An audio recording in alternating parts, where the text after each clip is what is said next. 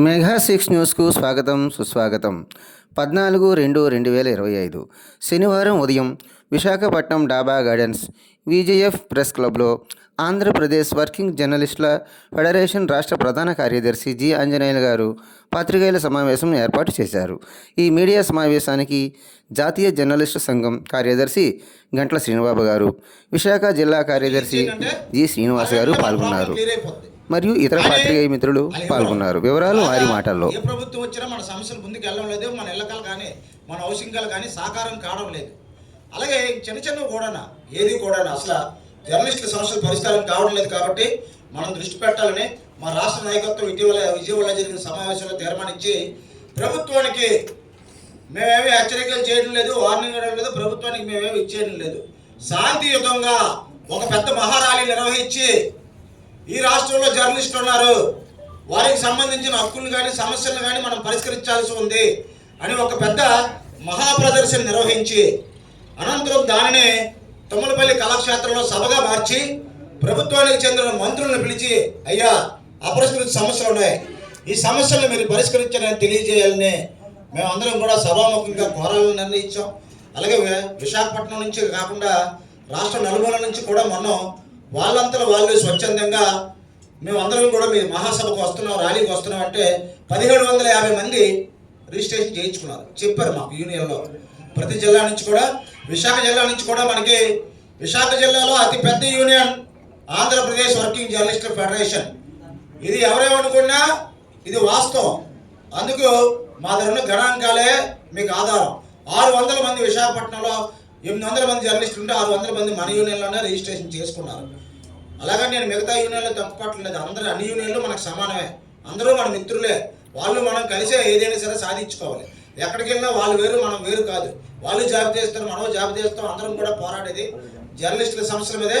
కాబట్టి మిమ్మల్ని అందరినీ కోరేది ఒకటే, ప్రత్యేకంగా మీ కుటుంబాల మీద దృష్టి సారించండి, మీ ఆరోగ్యం మీద దృష్టి సారించండి.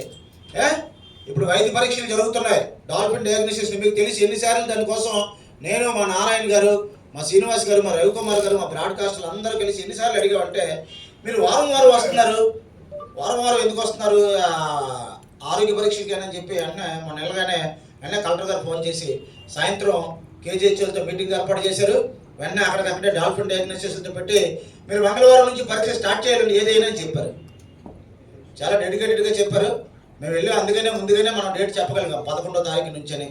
మరి ఈ పరీక్షలన్నీ కూడా మీరు ఉపయోగించుకోండి. కొంతమంది మన మిత్రులు రాత్రి కొంతమంది గ్రూపుల్లో నాకు సమాచారం పెట్టారు, ఏమని ఎక్కడేషన్ లేనివారు కూడా పరీక్షలు చేయిస్తే బాగుంటుంది అంటే, దానికి కూడా మనం కలెక్టర్ గారిని అడిగి ఒక క్రైటీరియా పెట్టి దాన్ని కూడా రేపు సందర్భంలో కలెక్టర్ గారిని కలిసి మరోసారి దానికి కూడా మన వాళ్ళందరికీ కూడా కొంతమంది ఉండిపోయారండి, మరి వాళ్ళకు కూడా చేయాలని చెప్తాం. అలాగే విద్యకు కూడా సంబంధించి మన కలెక్టర్ గారు మనం కోరగానే 50% ఇచ్చారు.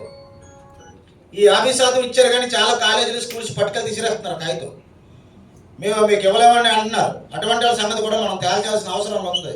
కార్పొరేట్ కింద అన్ని సదుపాయాలు పొంది విద్యకు సంబంధించి జర్నలిస్టుల పిల్లలకు అంత భారం అయిపోయారా?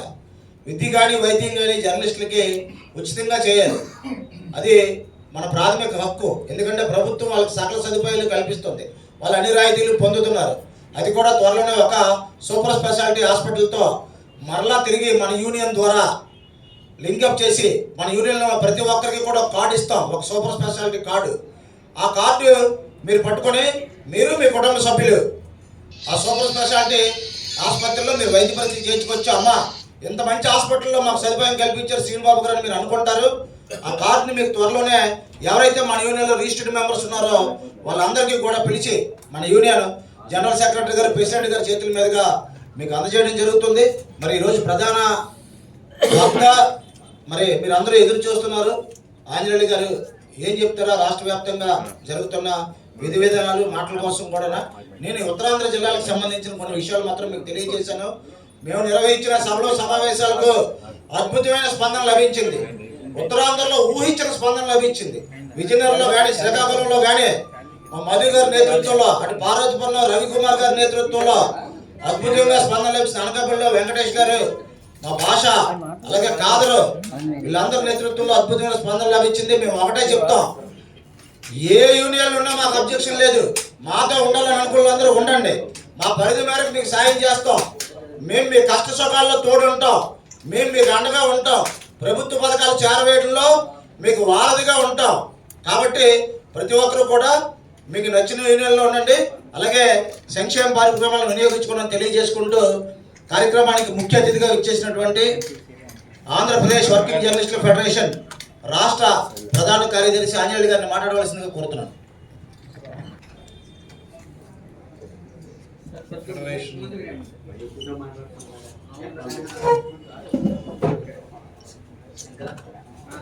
ఫెడరేషన్ రాష్ట్ర కార్యదర్శి బాబు గారు జర్నలిస్టుల సమస్యలన్నిటి గురించి వివరించారు.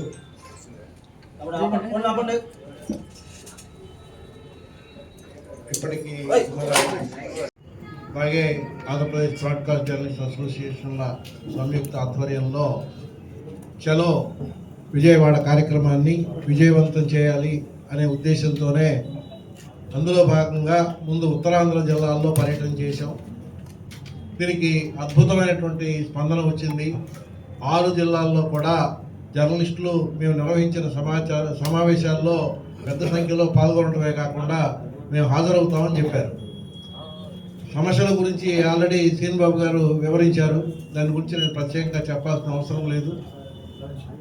ఈవేళ మన పరిస్థితి చాలా దిగజారుతా ఉన్నది. గతంతో పోలిస్తే మన వృత్తి చాలా కష్టంగా మారిపోయింది. ప్రభుత్వాలు లేకుంటే రాజకీయ పార్టీలు, అధికారులు వేళ మనం చూస్తున్న వైఖరిలో అతిపెద్ద మార్పు కనిపిస్తూ ఉన్నది. మీరు గమనిస్తున్నారో లేదో. సోషల్ మీడియా వచ్చిన తర్వాత మనకి ఇంకా ప్రాధాన్యం పెరుగుతుంది అనే ఆలోచనలో ఉన్నాను నేను. కానీ సోషల్ మీడియా వచ్చిన తర్వాత మన మీడియాకు ప్రాధాన్యం తగ్గి ఇవాళ ప్రభుత్వాలు, రాజకీయ పార్టీలు కూడా సోషల్ మీడియాని ప్రమోట్ చేస్తున్నాయి తప్ప మన గురించి ఆలోచించటల్లా. దాని మూలంగానే ఇవాళ మన సమస్యలన్నీ అలాగే ఉండిపోయినాయి. గత ప్రభుత్వంలో హామీ ఇచ్చారు, ఆ హామీల దగ్గర ఆగిపోయినాయి. తర్వాత మళ్ళీ ఈ ప్రభుత్వం వచ్చి 2 ఏళ్ళు అయిపోయింది.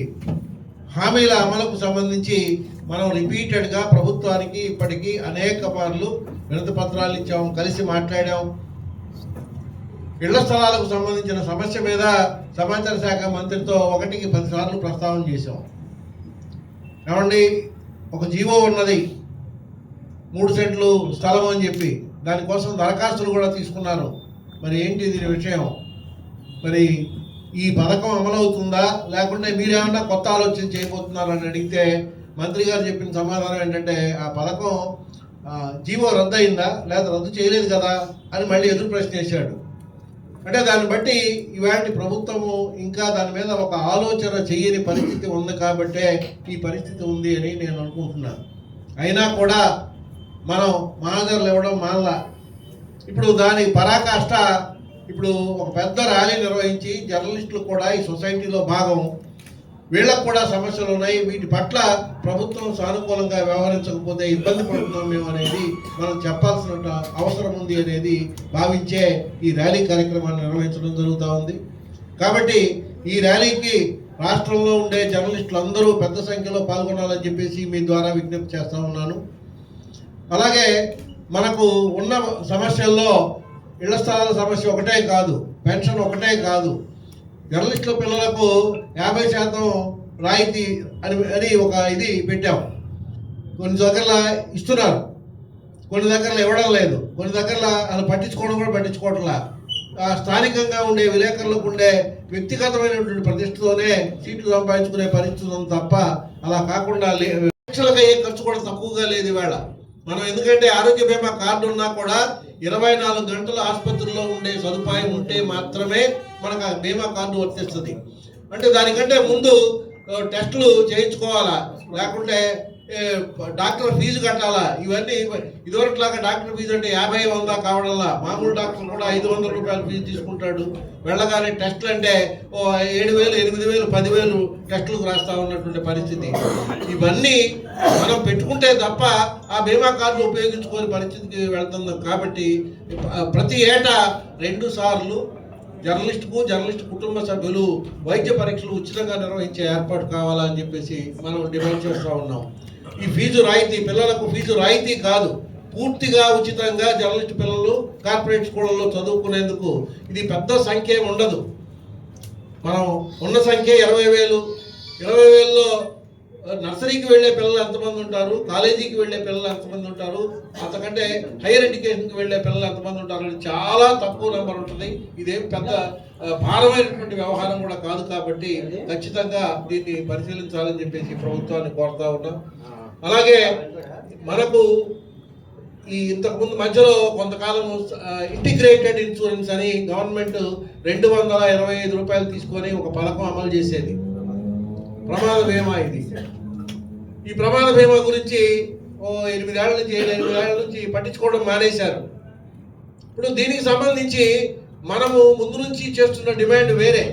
అదేమిటంటే, అయ్యా మేము ఎలాగో కార్మిక సంఘం, జర్నలిస్టులు కూడా కార్మికులే, ఇది అసంఘటిత రంగంలో ఉండే కార్మికులకు ఒక సదుపాయం ఉన్నది, కార్మిక సంక్షేమ నిధిని వినియోగించుకునే అవకాశం ఉన్నది. అందులో మేము సభ్యులుగా చేరే అవకాశం ఇవ్వండి. అందులో సభ్యులుగా చేరే అవకాశం ఉంటే మనకు అనేక రాయితీలు దానిలో లభిస్తాయి. ఇది అంగవైకల్యం కలిగిన, ప్రమాదం జరిగిన, అనారోగ్యం పాలైన దాన్ని వినియోగించుకునేటువంటి అవకాశం ఉంటుంది. అలాగే అందులో కూడా జర్నలిస్టుల పిల్లలు చదువుకి కొంత ఫెసిలిటీ ఉన్నది, కొంత మొత్తం తీసుకునేటువంటి అవకాశం ఉన్నది. ఇది మనం ఫెడరేషన్ తరఫున రిపీటెడ్గా ప్రయత్నం చేస్తే కమిషనర్ స్థాయి దాటి సెక్రటరీ దగ్గరికి వెళ్ళింది. సెక్రటరీ ఇది ఎప్పుడు ఉమ్మడి రాష్ట్రం ఉన్నప్పుడు వెళ్ళిన ఫైలు ఇవాల్టి వరకు మేము రిపీటెడ్గా అడుగుతా ఉన్నాం. నిన్నగాక మొన్న కార్మిక శాఖ మంత్రిని కలిసి దీన్ని ఫాలోఅప్ చేశాం. ఆయన మళ్ళీ కమిషనర్కి, మళ్ళీ అది ఫైల్ కమిషనరేట్కి వచ్చింది.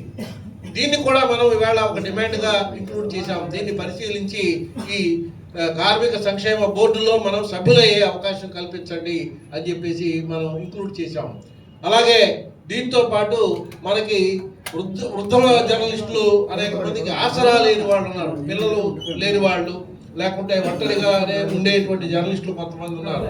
అలాంటి వాళ్ళ కోసం రాష్ట్రంలో ఒక వృద్ధాశ్రమాన్ని నిర్వహించమని మనం డిమాండ్ చేస్తూ ఉన్నాం. ప్రభుత్వాలు అనాథ పిల్లల కోసం, వృద్ధుల కోసం ప్రతి జిల్లాలో ఆశ్రమాలు నిర్వహిస్తూ ఉన్నాయి. మనం జర్నలిస్టుల కోసం రాష్ట్రం మొత్తం మీద ఒక ఓల్డేజ్ హోమ్ నిర్వహణ చేస్తే బాగుంటుంది అనేది కూడా మనం డిమాండ్ చేస్తూ ఉన్నాం. అలాగే జర్నలిస్టులకు ప్రతి ఏటా ప్రముఖ జర్నలిస్టుల పేర్లతో అవార్డులు ఉండేవి. మానికొండ చలపతిరావు పేరుతో, మద్దూరి అన్నపూర్ణయ్య పేరుతో, షోయబుల్లా ఖాన్ పేరుతో, ఇలా ప్రముఖ జర్నలిస్టుల పేరుతో అవార్డులు ఉండేవి. కానీ ఉమ్మడి రాష్ట్రం ఉన్నప్పుడు కాల్ఫర్ చేసి ఇస్తామని చెప్పిన వాళ్ళు అది మానేశారు. తర్వాత అప్పటి నుంచి ఇప్పటి వరకు ఆ అవార్డుల గురించి పట్టించుకోవడం మానేసి మన అవార్డులు కూడా రాజకీయం చేశారు. గత ప్రభుత్వ హయాంలో రాజకీయ నాయకుల పేరుతో ఇస్తారు. రాజకీయ నాయకుల పేరుతో ఇవ్వడం కంటే ప్రముఖ జర్నలిస్టుల పేరుతోనే కొనసాగించాలని మనం సంఘం తరఫున కోరుతున్నాం. అంతకుముందు ప్రభుత్వంలో వైఎస్ఆర్ జీవన సాఫల్య అవార్డు అని చెప్పేసి సెలెక్టెడ్గా 7 మందికో 5గురికో ఇచ్చారు. ఇలాంటి వాళ్ళు 2 ఏళ్ళు 3 ఏళ్ళు కొనసాగించారు. దానికంటే జర్నలిస్టుల పేరుతో ఉన్నటువంటి అవార్డులు, అందులోనూ మనకు గర్వకారణమైనటువంటి జర్నలిస్టులు మానికొండ చలపతిరావు, అందులో ఈ ఉత్తరాంధ్ర ప్రాంతం నుంచి ఉన్నవాడు. అలాగే ఈ దేశంలో జర్నలిస్టు ఉద్యమం ఈవేళ బలంగా ఉండడానికి కారణము, లేకుంటే జర్నలిస్టులకు 2 చట్టాలు రావడానికి కారణము, లేకుంటే మనకు ప్రెస్ కౌన్సిల్ ఏర్పాటు చేయడానికి కారణము, జర్నలిస్టులకు సంబంధించిన సమస్త రూపకల్పన జరిగింది అంటే భారతదేశంలో దానిలో ఆయన ప్రమేయం మూలంగానే జరిగింది. కాబట్టి అలాంటి వాళ్ళ పేరుతో ఉండేటువంటి అవార్డుల్ని ఖచ్చితంగా కొనసాగించాలని చెప్పేసి మనం కోరుతా ఉన్నాం. కాబట్టి వాటిని రివైవ్ చేసే ప్రయత్నము ప్రభుత్వం చేయాలని, అలాగే గతంలో కాల్ఫర్ చేసినటువంటి అప్లికేషన్లు ఏవైతే ఉన్నాయో వాటి వరకు క్లియర్ చేయాలని చెప్పేసి కోరుతా ఉన్నాం. వీటన్నిటి కోసం ప్రభుత్వంతో మనం ప్రభుత్వానికి నివేదించేందుకు చలో విజయవాడ కార్యక్రమం నిర్వహించి ఆ రోజు నిర్వహించే సభలో ఆ సభకు సమాచార శాఖ మంత్రిని, కార్మిక శాఖ మంత్రిని ఇద్దరిని ఇన్వైట్ చేస్తున్నాం. ఆ ఇన్వైట్ చేసిన తర్వాత వారికి మెమరాండంలు ఇచ్చి వాళ్ళ ద్వారా ఇది ప్రభుత్వానికి నివేదించి మా సమస్యల్ని పరిష్కారం వీలైనంత తొందరగా పరిష్కారం చేయమనేది మన డిమాండ్గా ఉంటుంది. కాబట్టి ఈ చలో విజయవాడ కార్యక్రమంలో పెద్ద సంఖ్యలో జర్నలిస్టులు పాల్గొనాలని చెప్పేసి మీ అందరికీ విజ్ఞప్తి చేస్తా ఉన్నా. అలాగే మన జర్నలిస్టుల పక్షాన ఇప్పుడు మేము చెప్పిన డిమాండ్లు కాక ఇంకా